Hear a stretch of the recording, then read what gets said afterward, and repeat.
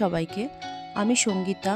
আমার চ্যানেল ক্যানভাসে আপনাদের সকলকে ওয়েলকাম জানিয়ে আমি আমার ব্লগটি শুরু করছি। বাইরে ভীষণ কুয়াশা। আমি এখন উত্তরপ্রদেশের হরদই ডিস্ট্রিক্টে আছি। মোটামুটি এখানকার টেম্পারেচার এখন 5 ডিগ্রির মতো হবে। বাইরে ভীষণ ঠান্ডা, আপনারা দেখতে পাচ্ছেন। ভীষণ রকম ঠান্ডা। এখন ঘড়িতে মোটামুটি 10:15 মতো বাজে। চলুন তাড়াতাড়ি ব্রেকফাস্ট বানিয়ে নিই। ব্রেকফাস্টে আমি আর আজকে অত কিছু বানাতে পারছি না, কারণ ভীষণ ঠান্ডা, কিছুই করতে ইচ্ছা করছে না। দেখি কি করা যায়। অনেক কিছু ভাবার পর শেষ পর্যন্ত এই গোলা রুটিতে এসে পৌঁছালাম। এই হলো গোলা রুটির ব্যাটার। তো চলুন ঝটপট গোলা রুটিগুলো বানিয়ে নিই। তাওয়াটা গ্যাসে গরম হতে দিয়ে দিয়েছি। এবার একটু তেল স্প্রেড করে নেব ভালো করে, তারপর একটা একটা গোলা রুটি বানিয়ে নেব।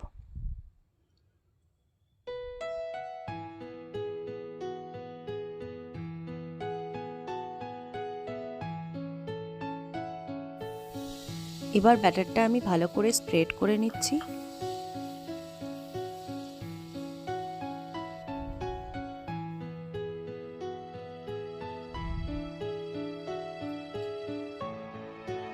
এবার আস্তে আস্তে হতে থাক।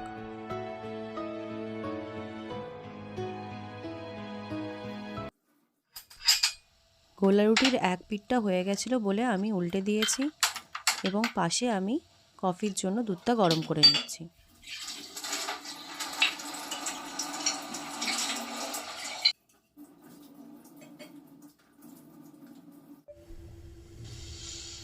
আরেকটা গোলা রুটি আমি অলরেডি বসিয়ে দিয়েছি প্যানে। আস্তে আস্তে হতে থাক, আমি একটা একটা করে গোলা রুটি করে নিই। চলুন ব্রেকফাস্ট করে কথা বলছি।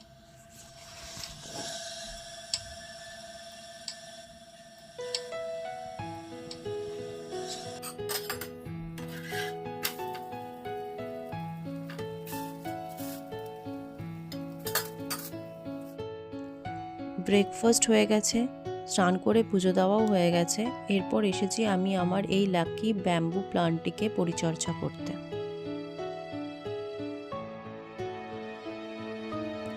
এক সপ্তাহ অন্তর অন্তর এর আমি জলটা চেঞ্জ করে দিই। এক সপ্তাহ হয়ে গেছে, তাই জলটা চেঞ্জ করে নিচ্ছি। হ্যাঁ, এখানে অবশ্য নর্মাল জল ব্যবহার করা চলবে না। আমি যেন কোথায় ভিডিওতেই অবশ্যই দেখেছিলাম কি এর জন্য আপনাকে পিউরিফায়ারের জলই ইউজ করা উচিত। আর আমি এটাও দেখেছিলাম যে যে পাতাগুলো হলদে হয়ে যাচ্ছে সেই পাতাগুলোকে ছিঁড়ে ফেলতে হবে। এটা করা হয় কারণ সেই পাতার জন্য যেন অন্য পাতাগুলো এফেক্ট না হয়। সেই জন্য আমি যেই পাতাগুলো হলদে হয়ে গেছে সেগুলো আমি ছিঁড়ে ফেলছি।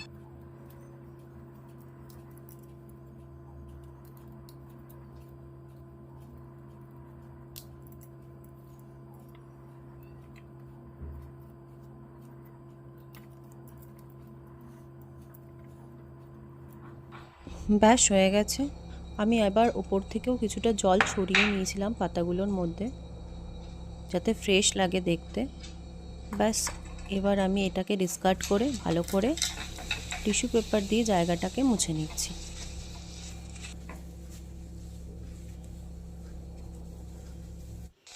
দুপুর এখন 2:30 মতো বাজে। আকাশের অবস্থা তাও একটু এখন ঠিক আছে। আজকে দুপুরে কোনো রান্না বান্না নেই, বাইরে যাচ্ছি হাজব্যান্ডের সঙ্গে লাঞ্চ করতে। তাহলে চলুন যাওয়া যাক।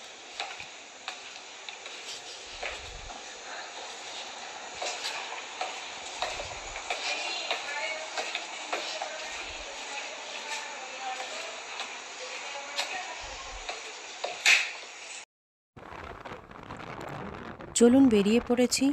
এখন অনেকটা পথ। হরদইয়ের মেন মার্কেটে পৌঁছাতে গেলে আমাদের মোটামুটি 15 কিলোমিটার পথ চলতে হবে।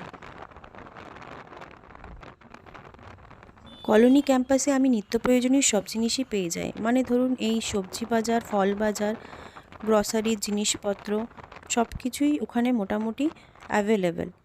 কিন্তু কোথাও খেতে যাওয়া মানে ধরুন রেস্টুরেন্ট, জামা কাপড়ের দোকান বলতে আমরা এই হারদই মার্কেটটিকেই চিনি।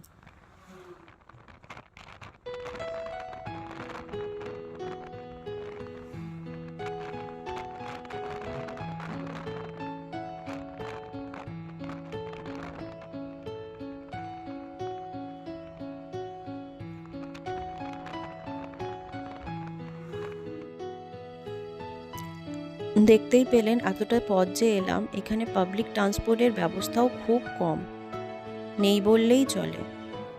চলুন, ব্রিজ এসে গেছে, এই ব্রিজের পরেই হারদই মার্কেট।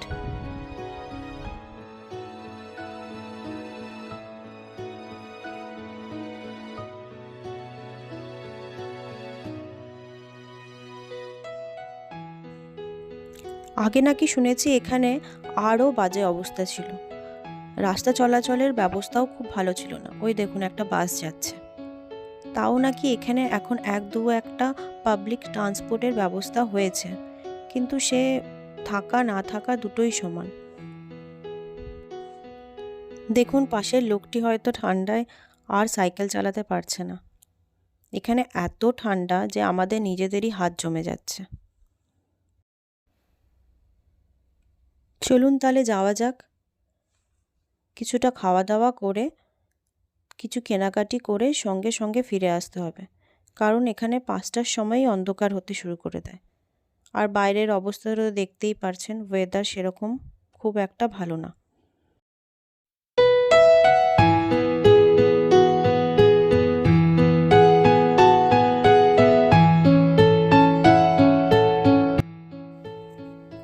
চলে এসেছি রেস্টুরেন্টে।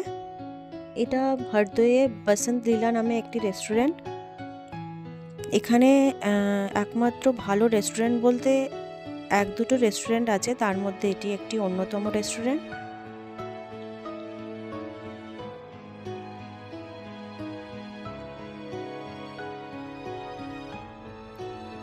এই রেস্টুরেন্টে আবার চারদিকে চারভাবে সার্ভ করা হয়, যেরকম আমরা এখন যেখানে বসে আছি সেখানে যেরকম রেগুলার কাস্টমার আসে তাদেরকে সার্ভ করা হয়। আমাদের অপোজিটের হলটায় এখন বার্থডে সেলিব্রেশন চলছে, আবার নিচেও আবার একটা সেলিব্রেশন চলছে, তো সেই জন্য যারা রেগুলার কাস্টমার তাদের হ্যাম্পার হয় না। প্রথমে স্টার্টারে আমরা অর্ডার দিয়েছিলাম চিকেন ললিপপ, মেন কোর্সে অর্ডার দিয়েছিলাম এগ ফ্রাইড রাইস, এখানে ডাল ঘোস্ট, মটন রোগান জোস আর ভেজ কুলচা, আর কিছু স্যালাড, আচার আর চাটনি ছিল। ডেজার্টে আমি অর্ডার করেছিলাম একটা গোলাপ জামুন, আর আমার হাজব্যান্ড গোলাপ জামুন খায় না, তাই সে অর্ডার করেছিল একটা কফি। চলুন তাড়াতাড়ি খেয়ে দিয়ে এবার বাড়ি যাওয়া যাক, বাড়ি গিয়ে কথা হবে। বাজার থেকে ফেরার সময় নিয়ে নিয়েছিলাম কিছুটা আঙ্গুর, আপেল, পেয়ারা আর কয়েকটা কিউই। লাঞ্চ করতে করতে 4:30 বেজে গেছিলো, তাই এখন কারোর খিদে নেই, সেজন্য তাড়াতাড়ি শুয়ে পড়বো ভাবছি, কারণ সকালে আমার হাজব্যান্ডের শিফট। তাহলে আজকে এতটুকুই থাক, চলে আসছি পরের একটা ব্লগ নিয়ে খুব শিগগিরই। ততদিন আপনারা ভালো থাকবেন, সুস্থ থাকবেন আর সকলকে ভালো রাখবেন। ভিডিওটি যদি ভালো লেগে থাকে তাহলে একটা লাইক, সাবস্ক্রাইব আর শেয়ার করে দেবেন। থ্যাংক ইউ সবাইকে, গুড নাইট।